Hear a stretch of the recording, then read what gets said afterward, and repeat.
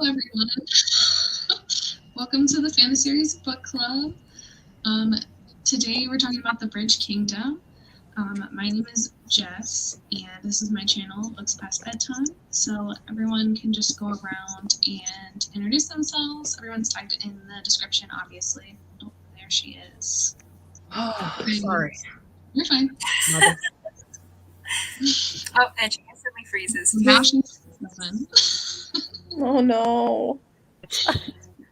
Okay, well, we can just go around. Hopefully, Christine will come back to life in a minute. Introduce ourselves and say what we think of the book.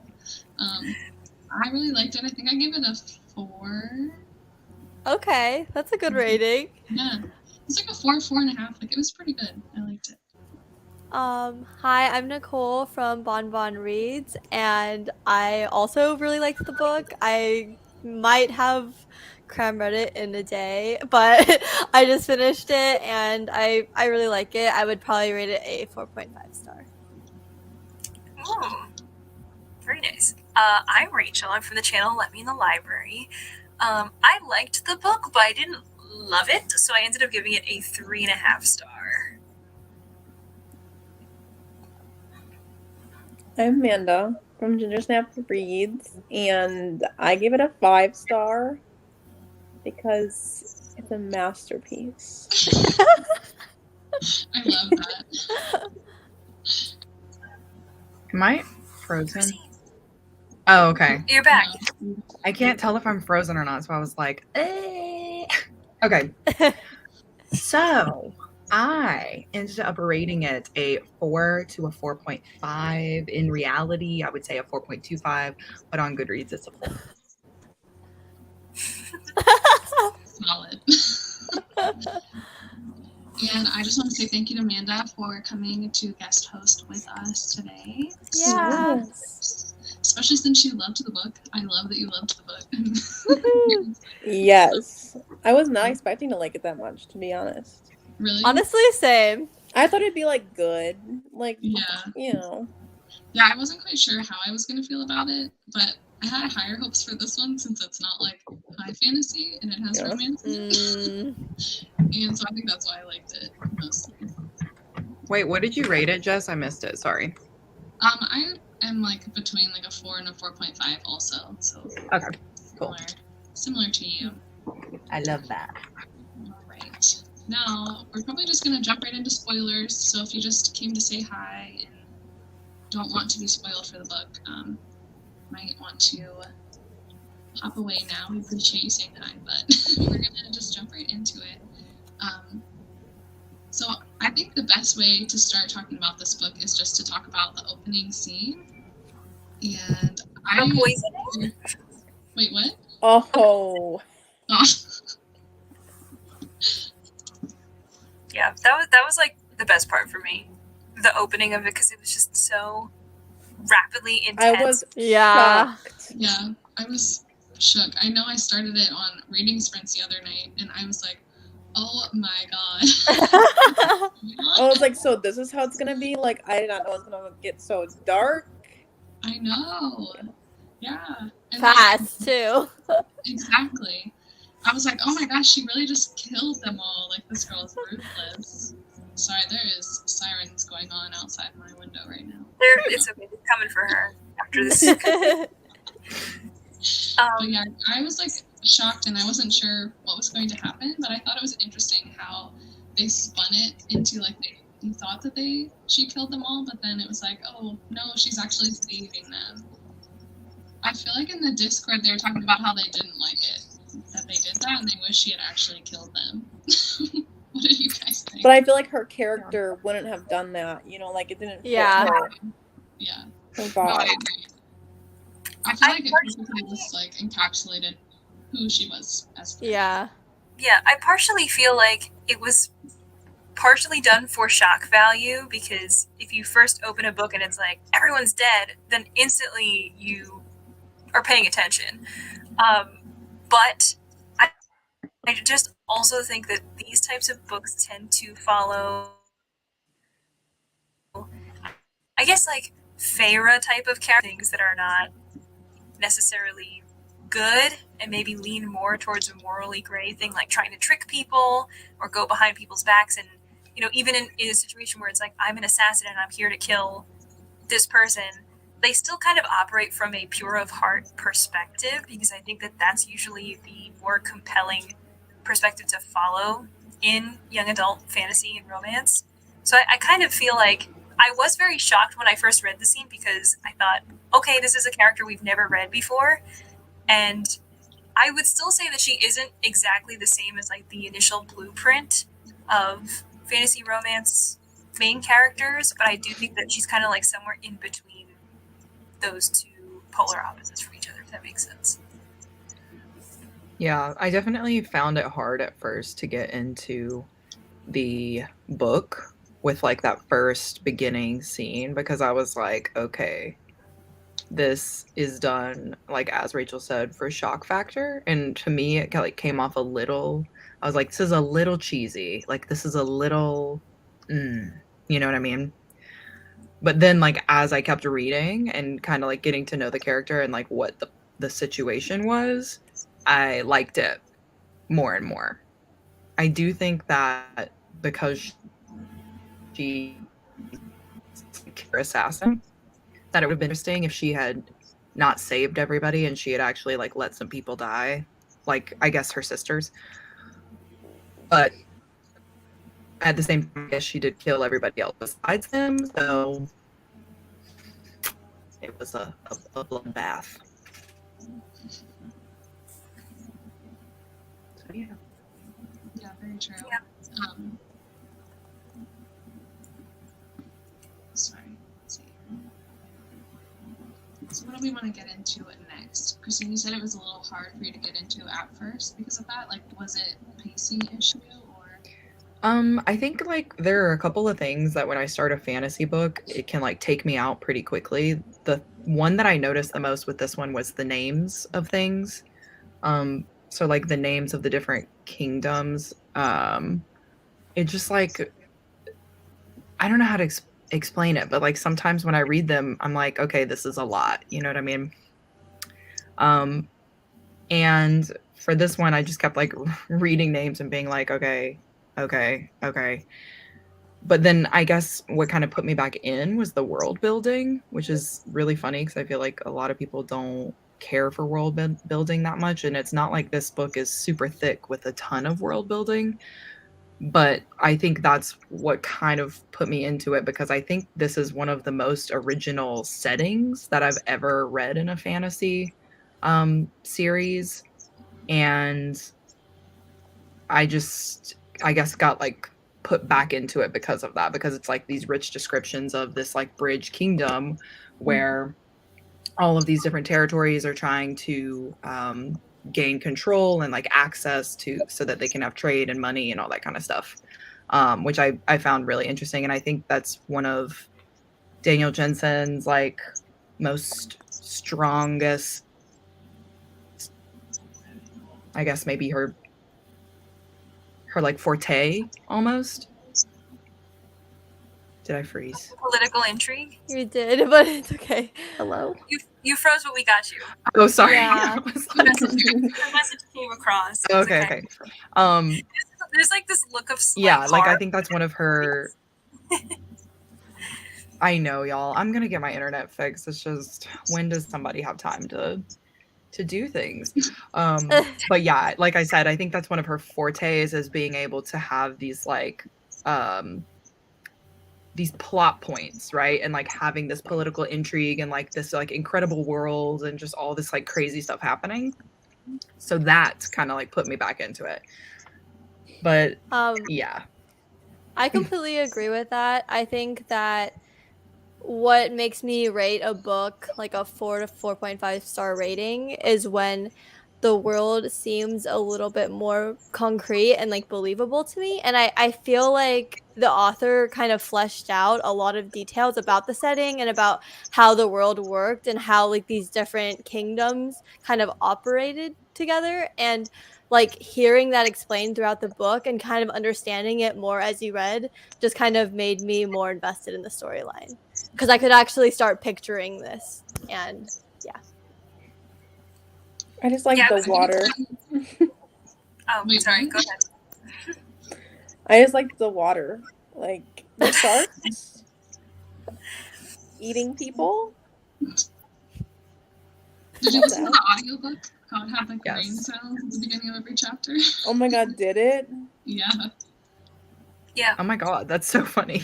That's amazing. That's how the Dune audiobook is. They have like wind noises for all the chapters. I just imagine this beautiful water. Like the bridge is like in the sky, you know, like the cover. And then Yeah. there's like a bunch of greenery all over the place, hiding Yeah, like the things. setting is seriously one of the best settings I've ever read. It's almost in like a fantasy Avatar, book. like you know Avatar when they're in like the clouds on top Yeah. of things. Yeah. Yeah. That's what I was thinking of a little bit too, actually. Yeah. Exactly. And I So- and like like you said, like there's so many like little things about this book that are so like great. I think like the shark thing, it's like such a simple thing, you know what I mean? To be like, yeah, sharks eat people. So naturally, the like one of the defenses of this place is gonna be shark infested waters. Duh. Effing duh. But like it's just like kind of like so simple, but also something that I like. I like that it in the second book is that, and then like Snake Island, where like they have to go. Oh he my has to go, like, god, do the part where he Yeah. goes out like a dumbass. yeah, and like you have to go through this island full of snakes to like prove yourself and like do all this stuff. So I just kind of I liked that because I like jungle was settings. Literally and, one of my favorite parts. Yeah, When yeah. she got the bow and arrow out and she's like, all right, bitch. Yeah, I'm like, okay, crazy. But yeah, I liked that, and like you said, like I like the water too. Like I like a setting. I was saying this kind of in my review, but it's kind of like a pirate setting, sort of, but not really, but sort of. It But definitely yeah, it's had like that vibe get towards that. the end too. Like yeah, with yeah, the yeah, taking the Mhm. wine bottles or whatever they were doing. Yeah. yeah. And especially like his sister, I feel like she had kind of Yes, crazy Mhm. vibes. yes. Oh yeah. I like loved it all. I loved it all. I thought it was really great. So the setting is probably my favorite part. Like 5 out of 5. Love to see it. Love to see it. I think it was funny too about the names, like of the places, because there was that one place, and in the audiobook they literally pronounce it like Arendelle, like the place from Frozen. Yes. Really? I was like, what is happening? Like, why Yes. why do you name your place? The one that kept like sticking me at first was 𝗟𝗻𝘀, Mm. right? Which is like Ithaca, and I'm just like, Yeah, oh gosh, like I just can't stand it in fantasy when there's like a root word that's already a thing, and then they just put Anna or Ella, or you know what I mean, like it's almost whatever. Like it's like lazy or like a fantasy place name generator. Right? Yes. The names of places did. Yes, yes. And that's just like a me thing, because for me, like if I was writing a fantasy, like I would want it to be associated with nothing else that's ever been written, right? But that's obviously not like this. So I have to stop being picky. But that just like irked me. I was like, and like if it's a really long word, sometimes I'm like Madrina. Oh What yeah. is it? You know, so I'm just kind of like, those kind of things take me out, especially also with character names. Same thing. If it's like a character name that has been established in a fantasy before, like if somebody comes up with recents and like puts it in something else, I'll be like, nah, dog, I don't care how much you like that name. I don't care. Take it out. Anyway, It's already there. yeah, it's already there. Take it out. Take it out. But yeah, that's just a personal thing for me. Yeah. What did you guys think about the plot and kind of like how it develops throughout the book, like the pacing and things like that? It was so frustrating towards the end. I think it's been known at this point that I have a lot of trouble with slow pace romance stuff. And like certain things I was fine with in terms of the development of the relationship, because there's like kind of like a somewhat like half steamy scene near the beginning, and then from then on it's kind of like mutual pining all along the way. So it's like, okay, at least we've got the pining, it's established, they like each other. But I also feel like because of the thing that everyone I think in the Discord was like ripping their hair out about near the end, it was very frustrating to see this happen, where it was like, you should probably do something about that thing that you left alone near the beginning. opinion of Oh. want to go do something about that? And then by the end, it was like, I can't believe you've done this. And it's like, well, Right. Yeah, You in a couldn't way, I avoid feel like that whole plot point was like a little contrived because it's like, why not just tell him? Like he already knows everything. Like, right, Yeah, exactly. who cares? Don't make it a thing. Right. Don't let this be a I thing that know. gets over you. Like, She Yeah. had so many openings to Yeah. tell him, like, oh shit, like, don't use the cards. Or don't use the letters because I'm a bitch and I wrote on them. Yeah, I think that's definitely like Rachel said, like there are some things that like you notice in like YA fantasy a lot where it's like the character doesn't make adult decisions. You know what I mean? Like the character just does, you know, like they can't, like I can't do it right now because I just can't. And you're like, but why can't you? Burn all the paper. Just go in there and burn all the paper. You know what I mean? Like whatever. there are Just fireplaces do it. right now, for sure. Yeah. Just So all up. yeah. Don't. And they were definitely relying on that to build the next book, though. Right. So I Right. get I mean, it, but also. The ending of this book was intense because it left you like, no, Yeah. you can't do that. No. Mhm. And then I immediately jumped into the next book and finished it like very quickly because of the ending of this book. But at the same time, it does just sort of to a degree, it cheapens it because you know that it's like, I'm dangling this over you and we won't get back to this until the last chapter. Right. And it's like you kind of know that that's what the author is setting you up to do. So, Mhm. you know, I don't know enough about writing and how to properly formulate a plot in a story to like effectively tell the story you want and not make your reader feel like I see what you're doing and I don't like it. But it still is kind of disappointing as a reader to see that and just feel like there was a really easy solution to this, and I don't feel like it was a particularly clever ending, but it did cause a lot of emotion. So at the same time, I give you some merit for that as well. Right. That's a good point, like especially because thinking back to when I read it, there's not really many things that happened in the book that caught me off guard. Like it was a bit predictable. Mhm. Feel like you kind of already know what's gonna happen from the back of the book. Like it kind of already like sums it up. Mhm. So that's a good point. That's probably honestly why I like the setting so much, because the setting is the one thing that like you didn't know much about. So It really as you're is. going through it, you're like realizing new things and like seeing new territory and stuff like that. Cause like the actual plot, you're like, okay, we get it. They're all, you know, they're all fighting. She's gonna betray him because she's the like, you know, assassin queen, whatever, you know. You don't want it to happen, but inevitably because of that like first scene where she's like writing on all the papers, you're like, okay, this is gonna come back to bite you Yeah. in the butt. So maybe that is why I like the setting so much, because it was just kind of like that's the newest part of the book, right? Yeah. Don't know. So, do we want to talk a little bit more about characters? Like maybe Laura in particular, how everyone felt about her as the heroine. Yeah, She- let's do it. Let's do it. What do you gotta say, Nicole? Let's rip her a new one. I will say this. I kind of like this about her. In the beginning, she literally says, like, I'm not the smartest sister. I'm not the fastest. I'm not the strongest. You know, I'm like a pretty mediocre person in general. So like if I was gonna go up against my sisters, I would lose, right?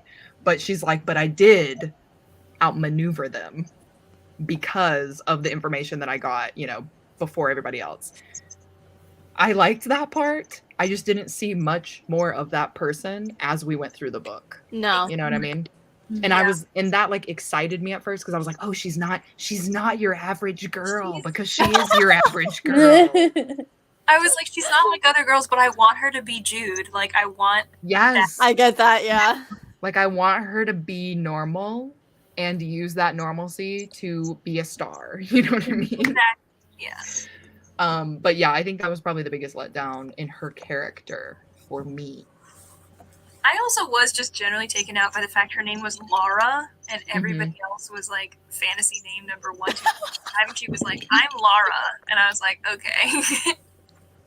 That's really funny. So, Yeah. Yeah, that was the point, but it was not a good one. Yeah. Yes, To some degree, that's Even her sisters were all named like fantasy Yeah, they're all generator named a bit more fantastical to a degree, or more like royal-ish sounding, and hers is just like Lara. Laura. feral child Laura. Like, It's- oh, I'm sure it's also because she developed the character and she was like, okay, our main heroine is going to be 𝗟𝗶𝘀𝘀𝘀, mediocre, whatever. So here's a mediocre regular name, Lara. just equal I think that's mediocre regular name for women in fantasy. Yeah, I Yeah. don't know. It kind of made me feel like, you know, the kind of stories where it's like I'm an ordinary person, and then I got like whisked into a magical world all of a sudden, and everyone else is like King Valerian, and you're like, I'm Lara. So that's like what I kept feeling every time they would say her name in the audiobook, and I was like, don't say anything. Don't. Yep. No. Just try to immerse yourself in the story. But it does just kind of create some things that takes you out of the story. So it's almost like the opposite of the whole fantasy name problem, where there's so much Right. confidence between those names there. It's like, Oh, go ahead. no, I was just going to say it's not even like the opposite. It's like in the same category. It's like they can't all be made up Like things, but they also can't match. Like they have to match. They have the same level, you know?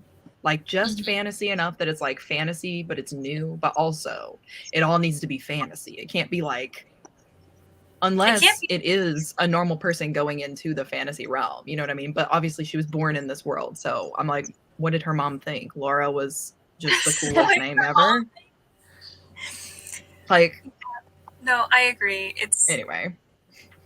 it's just very funny to weird. me. It's like having like, again, like Prince Akamara and then like Bruce. Like it's Yeah. out of nowhere. Like, okay. Yeah. You know who I really liked? I really liked the Nana character. Oh yeah, Oh yeah. Nana When was she, a like, was- baddie. in the outhouse. I was Yeah. waiting for betrayal, which didn't come Never that way. happened. I liked the grumpy Nana, and I liked that she gave her laxatives to get out of the house. That was funny. That was funny. Yeah, that was funny. Because she was like, I need to get out of here and figure out what's going on. I wanted to say too, back to Laura for a second. Like, I felt like her character just didn't feel super consistent to me. Yeah.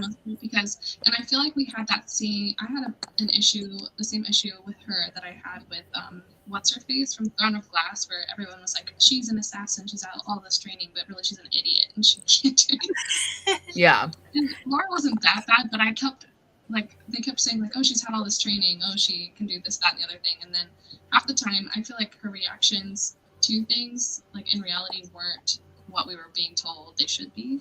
Right. Like especially Like, like weren't towards the end assassinating. and things. Yeah, I just felt like she was just kind of, I don't know, there a lot of the time. The only time I felt like she was a good assassin, like, and when I say that term very loosely, is I enjoyed reading about her interaction and her like the thoughts behind everything she was doing when she was trying to convince Aaron that she was very doting, and that was the most interesting and kind of more secretive part about her character that I liked, but then that just kind of faded away halfway through the book.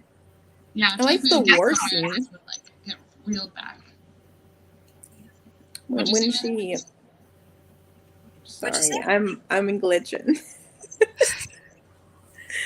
The war scene where she like assassinates all the people, like in the beginning, where she saves Aaron, whatever, Aaron.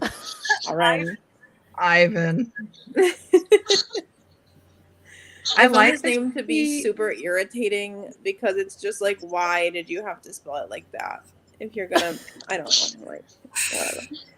Anyway, she was frustrating and annoying to me, but I still love the book. Yeah.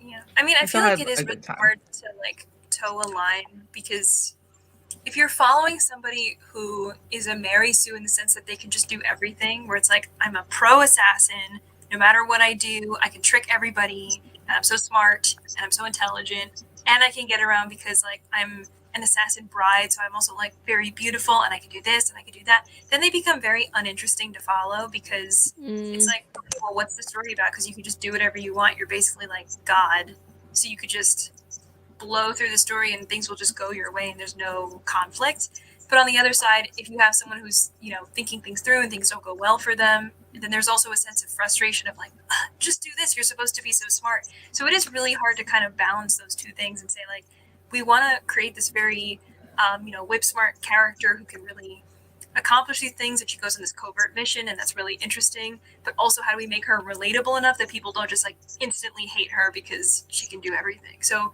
in that way, I think it is really just a very hard character to write in a very effective way.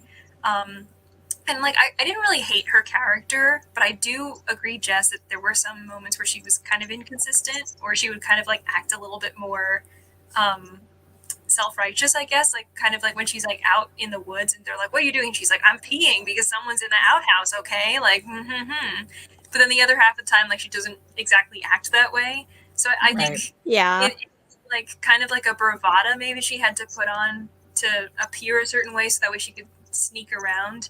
But I don't know, I guess like in general I do appreciate that it is a hard character to write, so I think I was a little bit more lenient in the type of person that she is.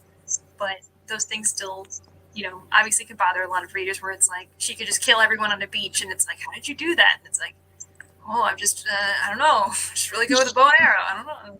It's like It's a secret. But while she was super smart in some ways, she was like frustratingly naive on the other hand. Definitely. So that was like definitely a contradiction when it comes to her interactions with the Aren. With the male. With the male character. It's just interesting that in the book, okay, this is completely not like plot related or Tell anything. them, Nicole, tell them. But did anyone else catch where she was like, this is my first kiss? And I was like, you got trained for everything and you didn't have anyone to practice. In the beginning, she says like, oh, I'm not like the best first at like, you know, being smart or this and this, and she's like, they need somebody who's also really good in the bedroom. Yeah. So you got trained. Like, you do know this. Okay. I don't want to know why your dad was involved in the choosing process of things like that. But also, like, if you had training on anything like that, I feel like you should have also gotten like smooching training or something. Yeah. I don't know. Smooching. Did you guys like the male protagonist?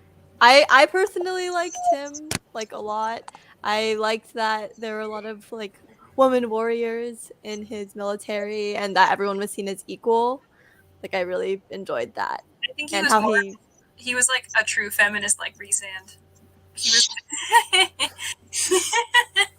he was just he was a likable enough character for me, and I think like he wasn't over the top the way that Rhysand usually is, where he's like, I think it's your choice, so you should everything. And he was just kind of like, this is just the way it is. We got a lot of lady fighters. Yeah. And like he was just very laissez-faire about it, which I liked that about him too. I liked him definitely as a character. Lead. Yeah, I liked him too. Mm-hmm. Like that he didn't do anything that I was just like, well, what a fucker. You know what I mean? You know, because there's like some things, like it's interesting that you're talking about Rhysand, because like with the POV shift with that whole series, it's like I don't like him anymore as a person. I'm just like F him. But Aren, I think he's all right, you know? Like he hasn't done anything to make me mad yet. And I like that throughout the book he's keeping her at a distance, you know? Yeah. Like he's not already just like drinking the juice. He's not like, oh, you are really pretty, so yeah. You know, and he was like, respectful. Yeah, he was so respectful. And he was kind of a simp in a good way. Yeah. He was definitely a simp. But like, you know, he was not the brand of simp that I do appreciate. Because it wasn't like you're saying, like he's not like falling all over himself all of a sudden, but he had a brain and he was a simp. which is Right. rare to find. That's It hard is. to find in fiction. It honestly is. I liked that balance, you know. I liked also that he's got this general guy who's like, your wife's a traitor. Or like, you know, whatever. And he's like, okay, dude, but I'm still married to her because it's a treaty, so I can't do anything about it. Said my vows. You know, like I said my vows. She is my wife. Now, will she stay with my Nana for 10 years? Yes. But she's still my wife. So please leave it alone, you know? Yeah, like halfway through this book, I was like, oh, marriage of convenience. I forgot that was a trope because I'm always looking for that in books when it's like, oh, we had to get married. And then there's like that person who's like, that's my wife. That's my wife. And like, that's always like, love Yeah. it. Yes, I do like that. That's like obviously not to bring up the Cruel Prince every time we talk about anything, but obviously Are you that's about to something bring that up I the love. Cruel Prince? Yeah, You can always talk about it. in that trilogy, you know what I mean? So yeah, I liked that. I liked that a lot. I I also like liked the his... true enemies. Oh, sorry. Oh no, go ahead. It was a true enemies to lovers. Yeah. Yeah. You know, like you don't find that a lot. I feel like a lot of people just slap the enemies to lovers on when they're really just like Neutral. Yeah. Yeah. A lot of times too, they have like a contrite reason for being enemies, but here they were literally like from Yeah. the enemy. literally like It was intense. Yeah. Yeah, Yes. for sure. Yes. Yeah. Had to, she did a lot of work to gain his trust, which is why it's so sad that ending. But I know. but yeah, I do agree with that. Yeah, because usually enemies to lovers is like one of them still likes the other person. You know what I mean? Mhm. So it's like that's something that I have been trying to read more of and like find more of, because I feel like whenever people give out these recommendations for enemies to lovers, it is like a true like creme de la creme trope. You know what I mean? Enemies to lovers can do no wrong, but it has to be an actual enemies to lovers, not like a dislike to lovers, not like an annoyance to lovers, not like a one hates them but the other one's actually secretly in love with them the whole time, and like shocker at the end they get together, you know. So I do think that this was a good enemies to lovers, because it did, I mean, I think that's why part of the pacing is a little slow, because you're like, okay, when are you gonna like her? Like, when are you gonna like him? Hello, I'm ready. It was definitely slow burn. Yeah. Yeah, But it that's is. also why I think it also works well, because like if usually it's like the guy was always in love with the girl all along and the girl's just like, oh my god, I'm realizing that a person likes me, like whatever. But in this case it was like he wasn't in love with her from the beginning, but he was still respectful, and we appreciate that in men. Okay? Right. It's Right. wow, a person who's not necessarily like romantically or sexually inclined with this person, and he was still like, hey, okay, look, stop. Like, relax. She's just a person. We don't know that there's anything going on. And then, like, the advisor was like, well, clearly he didn't send the prettiest, like, and he was like, all right, shut the fuck up. That's my wife. Stop Yeah. it. Stop. He's like, first of all, she's prettier than you, so anyway. Sir, enough. Burn. But yeah. I really liked that too. So I liked Aaron. He was pretty cool. Another character I really liked was the cousin. You guys remember her? Taryn? Oh, yes. I forgot her name. Was it Tara? What's her name? I Taryn? think it Yeah, was Taryn. Taryn. Oh I think. yeah. I think you're right. Yeah. She's like basically they have, you know, in the world they've got like these battleship like ship sinkers. And so she's like the top dog in that, you know what I mean? Like she's like the ship sinker queen, right? So she can take down any ship because she's just amazing. I really liked her. I like how her a dedicated lot. she was to Aaron. Yeah, she's very loyal. She was like Very very family. Yes. Yeah. Down to earth too. Yeah, Mhm. very down to earth. I liked her a lot. I mean, I do think that she still kind of fulfilled the trope that we often see in fantasy romance, where there's always like the person who's in the plate. Well, always, I guess, in the scenario that's very similar to this, where it's like, I'm going to go invade this area, or I'm going into this unknown place. And there's always like the guy that runs the place, and then there's always the female person who's like extremely loyal to the house of whatever it is, that also like pretty much instantly becomes besties with like the girl who shows up. It's literally Mhm. Twilight. Alice. That's what it is. That's the trope. But I do feel like she kind of was a little bit different from that particular Trope. stereotype of that character. Like she still kind of had other things about her other than I will instantly become friends with this person, because she was actually still thinking mostly of Aaron and not of Lara. The girl, yeah. Yeah.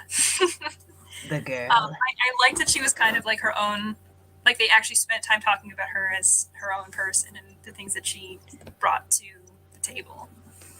Yeah. Yeah. I agree. I feel like I've been neglecting the comments, so hello. Hi.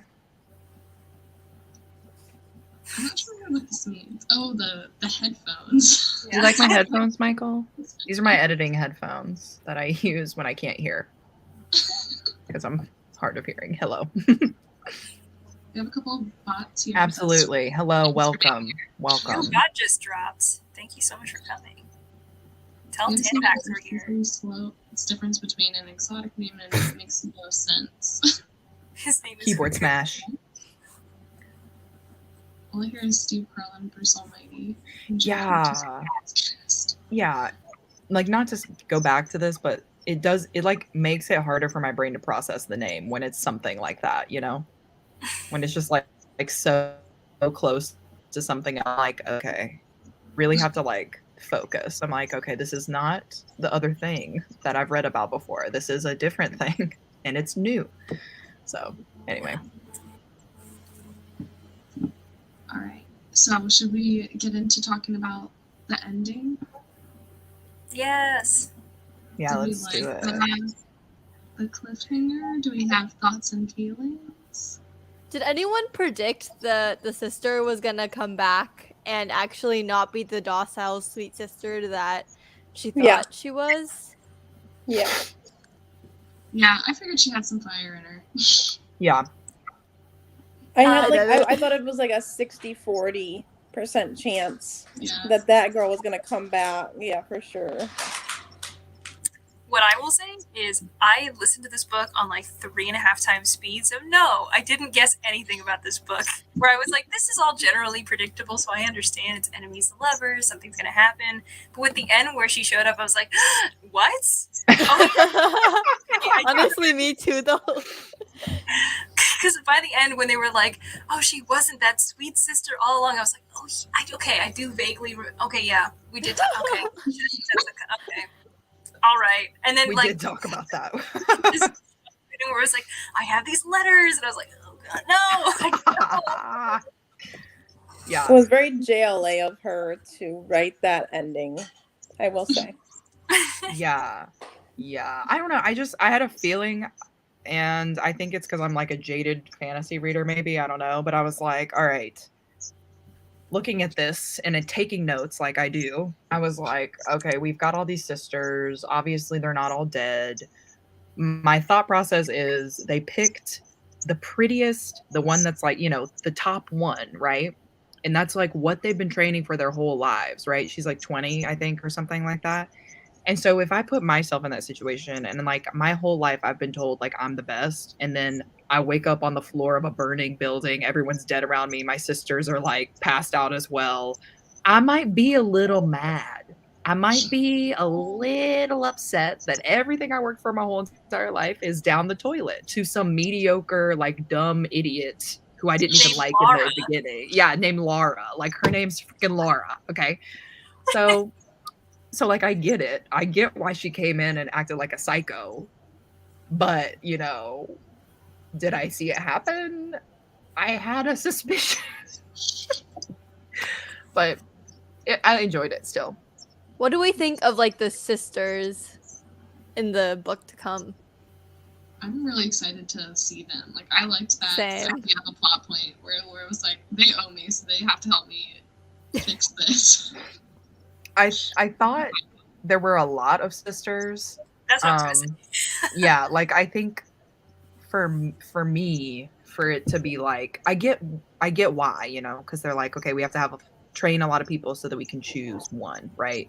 I get that. But sometimes when there are big groups like this, I feel like it's hard to keep up with all of the characters if every single one of them aren't specifically different in a way, you know, other than like how they look. So yeah, I thought there were a lot, and they probably didn't need to be a lot. Like maybe I'd be okay with like 5. We do 5. Yeah. You know, 'Cause, like, one of them is Judas, one of them is Laura, and then 3 other strong ones. Yeah. But There are whatever. literally like 12 like daughters of this one guy, and then Laura is one of those people. Amanda, come back Her iPad probably died. again. Yeah, always does. As usual, every live show. Like, yeah, we have Laura, who's obviously our protagonist, and then we have 11 other people. Like, if you ask me right now to name things about 11 of my friends right now, I'd be like, what? Okay. I need a piece of paper. Like, there's a lot to go over. To keep up with, yeah. You know, and those are like, you know, obviously people that I personally know, but it's really hard to care about that many characters in a book. Even if that's like the whole cast of characters, if there were only 11 people, it's still really hard to keep track of each person, especially in, you know, a single book for a trilogy that's kind of supposed to span this whole like enemies to lovers romance plot, and everyone else is kind of just a side character here and there. Someone gets involved. It's very hard to really truly care about those people. So to me, they kind of just act as like a mass of the sisters, and it's like at some point they just show up and like they will do everything together. So, you know, with the exception of like the crazy one who shows up and is like, I'm going to reveal your entire plot, everybody else kind of just seems like this is just a mass of people. It's like Ariel's sisters in The Little Mermaid, where it's like, can you name more than 2 of them? Probably not. I don't even know what they look like. Same. Truly. Like, all I know is they're mermaids and women, and that's it. So yeah, I think 𝗟𝗶𝗸𝘀𝘀. Yeah. I haven't like started the second book yet or not, but I can honestly see like her coming to cash in the favor and like some of them being mad at her and like not wanting to help her. Right. I can see So that just- too. Yeah, being like exactly like the one girl being like, you Yeah. left me for dead in the desert. There's no way for me to leave. Like Yeah, exactly. Like And what? poison. took Also, my like, decision-making away. You just like poisoned everybody at this table. Yeah. Yeah, like good maneuver for you because you're not, you know, the creme de la creme of your sisters. But Yeah. am I mad? Yeah. Yes, a little. Whatever Yeah. good place it came from, Laura, we still made the decision for Good us. place. Yeah. Yeah. Yeah, and I think there's something to be said too about her kind of like taking on that role of being like the queen of, because like the whole time she's like saying, oh, like I didn't want this, but like I knew I had the information and I knew if I told too many people that like it would get out of hand, right? But like if she knows that Marilyn is her name, right? Yeah. The one so- sister, Mhm. whatever, the one who like comes back and acts like a psycho. Yeah, If she Marilyn. knew that she was the best and like she was going to be the one that was picked, then why not just tell her the plan and then you can be poisoned with everybody else, you know what I mean? So I think there's like something to be said about if she had done that, like I don't think she fully trusted Marilyn, and that's something that she needed to was- realize herself, That, right? But she also saw it as like a sacrifice, which kind of like plays into the whole like innocent, pure at heart type of character, where she was like, I'm going into this like dangerous kingdom where everybody's trying to kill me, so I'm gonna take that sacrifice on myself so that none of my sisters have to go through with that.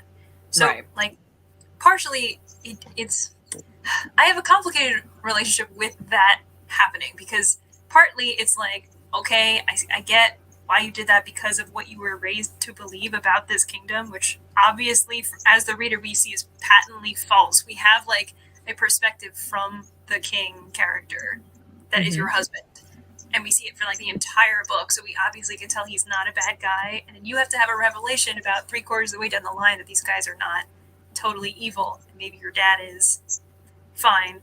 But it's still like somewhat kind of irks me whenever there's like a really, really, really self-sacrificial character, because it just kind of seems like they don't have any self-worth whatsoever. And it's hard to weigh that, because it's like, this is what she grows up knowing, where it's like, we are basically just produced for the effect of accomplishing this goal, and that's it. But also just following a very self-sacrificial character generally is very annoying for me, because they just kind of feel like I'm not worth anything, and I don't get to have this, I don't get to have that. And it's kind of a journey for them to realize that they do deserve things, but it's usually a journey they go through and then they accomplish with the help of their love interest, rather than like a self journey, which just kind of creates like a reliance on the love interest character.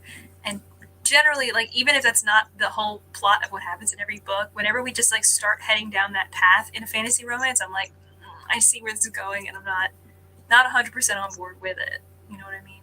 Right. Well, especially since she did the self-sacrificing in the beginning, when like you don't see her relationship with really any of the other girls.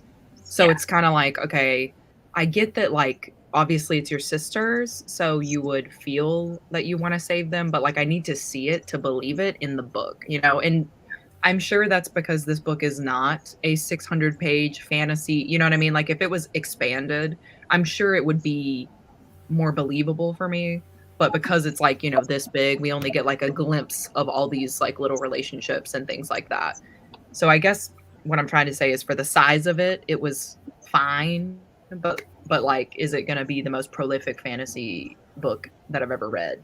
Like, no, I just, you know, just had a good time. Yeah.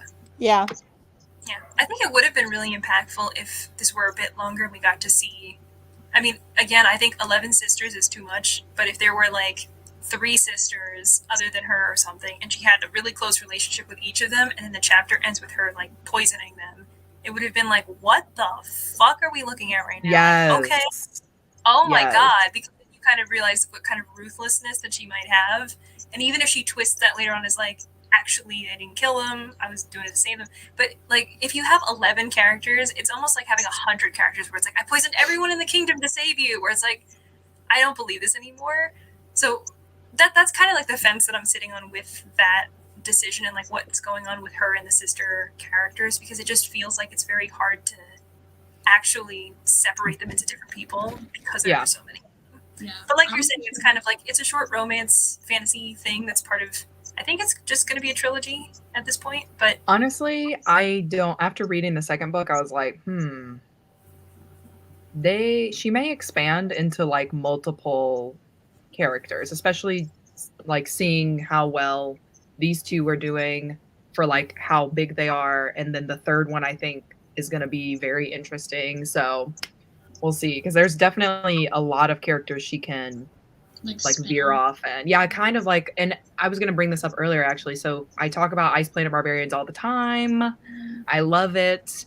But I think Ice Planet does a really good job of having a full cast of like 30 something Ice Planet Barbarians, and then taking every single book to kind of get to know them. Each person, so that so that they are different. And like, you know, I mean, granted, they're all blue men like aliens, but it's like, if you've read them, they're different. Right. But if you've read them, they're different, and you have like your favorites. So I think to kind of have something done really, really well in like this much of a book, because those books are not thick either. And then reading something like this where it's like, I've got 12 sisters, but like, can I tell you anything about any of them? No. You know, it's like, it can be done, and we know it can be done because it has been done. So it can be done, but I do not want a book per sister. That's too no. And that's not what I'm saying. But like, I do think that she could expand on like we were saying, like maybe 3 of them. You know, I would love to see so Aaron's sister, who is, you know, like basically a big question mark, because it's like, okay, what does she do from now? Like, does she, because she can't be queen of the Bridge Kingdom, obviously, because her brother is king. So like, is she gonna go like marry someone else? Is she gonna stay and like become a general, like whatever? Like, I'd love to see like that storyline. Maybe like one of the sisters, and like see what's going on with them. Like, I think it could expand, is my point. So if she wanted to. Yeah. Oh, yeah. I had feelings about the ending of the second book, which we won't talk about today because obviously we have not read it. But I personally feel like a duology is enough for me with this series. It definitely has room to keep expanding, but as I was saying with like the pacing for this book, I felt that like double for the second book, where I was like, okay, just go faster, just tell me what happens. And partially it was like, I want to see what happens, and the other part was like, my Audible trial is about to expire, I just need to finish this book, hurry up. That's funny. But I mean, for me, it's a little bit harder to latch on to stories when I do just feel like I'm speeding through to just see what happens, because I don't feel like things are happening fast enough to hold my interest. Mm-hmm. So unfortunately, I kind of feel like I'm more on the lower side of still enjoying it, but not loving it as much as other people, just because it is just kind of a thing that I marathoned very, very quickly, but kind of felt like, okay, it was pretty good, but it wasn't like something I'm gonna hold on to and put in like my top anything of the year for me.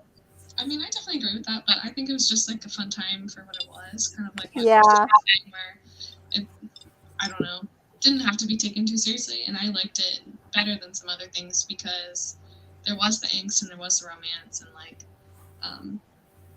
yeah, I don't know, but I really liked what you said, Rachel, about like getting to know like a couple sisters in the beginning and then having that shocking scene. I think that definitely would have overall strengthened the arc of the whole story. To, Right. Like know her flashbacks or motivations. something. Yeah. But yeah, overall, I really just thought it was a fun time. So Yeah, like it. Yeah.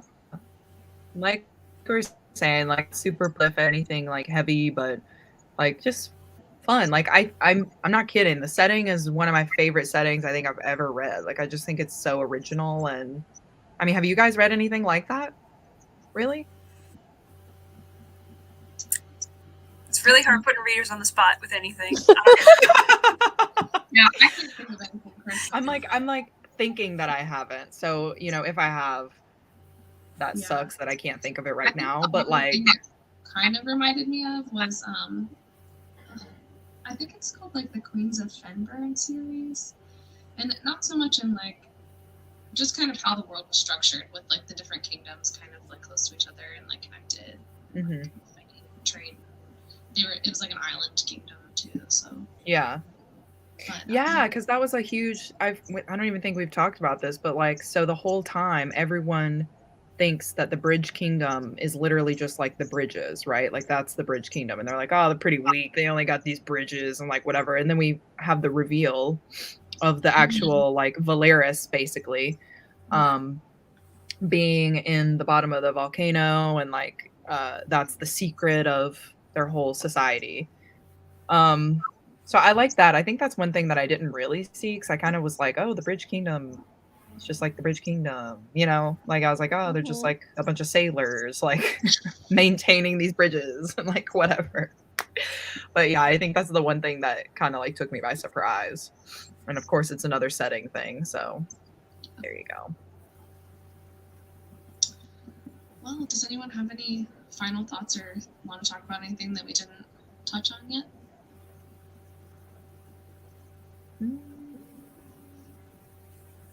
No, I don't think so. No takers? Okay. It was like kind of sad in the end when he was like, I literally hate you, get out of my life. Yeah. I'm Like he really felt that. Yeah. Yeah, he did. I feel like 𝗛𝗀 is still in the middle of that, because didn't you just read the entire thing today? Yeah. Yeah. That whole scene gave me Matthias Nina vibes. Yeah, he was like, you betrayed me. How could you? And she was hurt. like, I didn't though, but I did because I'm stupid. Because I told y'all I was mediocre. Okay, I can't even burn some paper. So I did like think that sucked. I was like, dang man, come on, get with Laura. Yeah. But But I I get like it. that there was like a consequence to her actions. Yes, he Oh. didn't just forgive her. Yeah, he wasn't just like, oh, it's okay, because like it was like the one thing that was like, okay, hold on, like this is not. Yes. And that like speaks to his character, right? Because in the beginning he's not like goo goo gaga over her immediately.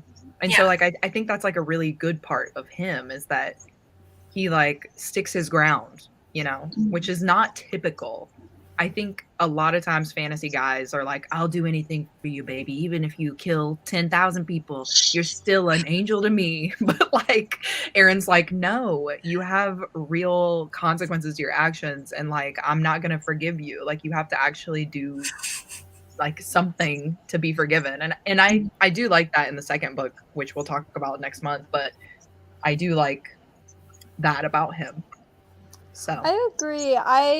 I liked how Laura knew that too. Like she figured out Mhm. really quickly that playing Dom and trying to like get him in bed wasn't the way to get him to open up. Like and she even says like even if he loves me and even if he wants me, that doesn't mean he trusts me because he's always going to right. put his people first. So I Mhm. think that speaks a lot about his character. Mm-hmm. Yeah, I would agree. So did anyone's rating change at all during the discussion? No. No. Yeah, mine didn't really either. No. I like I said, I think mine's like a 4.25, and I wish I could do that for the general public on Goodreads, but it'll stay a 4. Yeah, So similar feelings. Sweet. Well, also, just quick before we say goodbye in general and wrap things up, a reminder to people watching that we are basically at the time of the and like near the end of this particular series read along that we need to vote on the next series that we're going to pick up. So Christine dropped a poll in our vote to pick channel of our Discord, which I do believe is probably linked here. So Links below. Yes. yeah, so if you head in there and vote, I do believe the Poppy War is winning, which is very exciting. But if you have anything that you want to vote for, you can vote for more than one option, whatever you want. If you can somehow get anything up to 64 or beyond and beat the Poppy War, let me know. But this is like it's like the hand of the people, okay? Because I think this has been the largest gap between any of the books in any of our Definitely. like I'm like the people said the Poppy War. So I think that's what we are going to be reading, which is great because I think the first time I read it, it was on audio, and this time I'll be able to tab it. So I'm ready. yeah, same. I'm really excited to read it physically. So Yeah. But whether it is the Poppy War or not, I'm pretty sure it will be. Whatever it is that we pick is going to be our read along starting in March. So we're like this series technically has a third book, but it's only available on Audible. So we are kind of just like stopping the read along for our series. And or no, I'm sorry. Does it start in February? Yeah. February, I was yeah. gonna say, yeah. Yeah, sorry. We were letting you get through it, and then we were going to say actually like, amendment. Let me finish. Actually, okay, my bad.